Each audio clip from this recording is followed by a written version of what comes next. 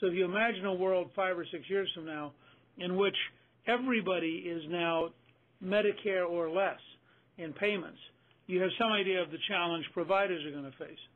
The third point I'd make is that there will be a rapidly emerging standard of care which involves electronic health records, involves a focus on quality, and involves a series of reporting patterns totally different than anything we've ever seen before. I think it is basically unavoidable, and I think that those people who understand it, adapt to it, and learn how to use it faster will have a substantial net advantage because the very nature of the health system that's going to emerge is going to involve a great deal more transparency and a great deal more reporting than we've ever seen before. And I think in that sense, thinking through the medical home model, thinking through the electronic health record application, making sure we get to interoperability so that people have access to the same health data, whether they're in the hospital or they're at their traditional doctor or they happen to be on the road and have a health emergency while they're traveling. All of these things are going to come together at a very rapid rate. But my prediction is going to be, in the short run, people are going to be relatively unhappy with this bill. The more they learn about it, the more unhappy they're going to be. But they're going to be really absorbed in phase one in trying to implement it. And one of the interesting questions is going to be, whatever happens in the election this fall, what are the kind of hearings Congress holds starting about March of next year? Because it'll be clear by then that the bill in its current form can't possibly operate and that there will have to be substantial modifications, whether you're a liberal or a conservative.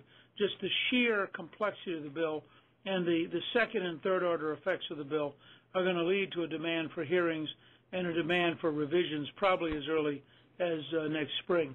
And that's kind of my initial overview.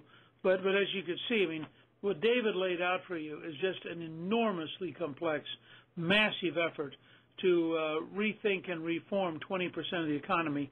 And it's, whether you like it or dislike it, it's one of the boldest efforts in American domestic politics, certainly in our lifetime. And how it all ends out, I don't think anybody knows at this stage. But prepare to be fairly absorbed just understanding the different changes and the different efforts that are underway by the end of this summer. So I think, Charlene, we're open for questions, comments.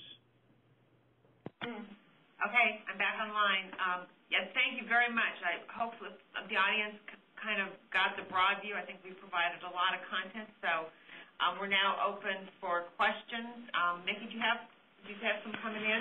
Yes, there are a number of questions. I'll start.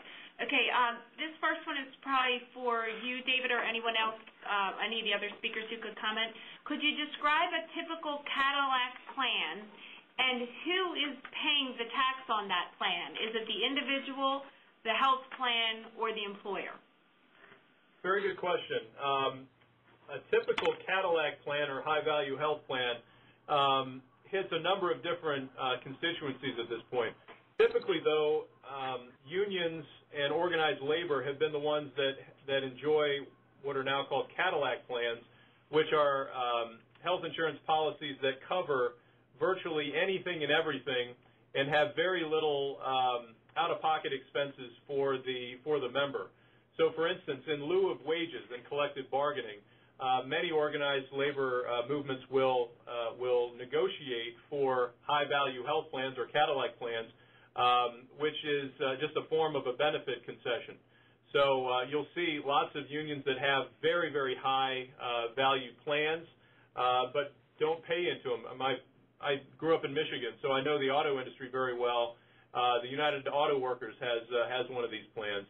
But you've also seen on the other end of the spectrum a lot of executives that have these sorts of plans.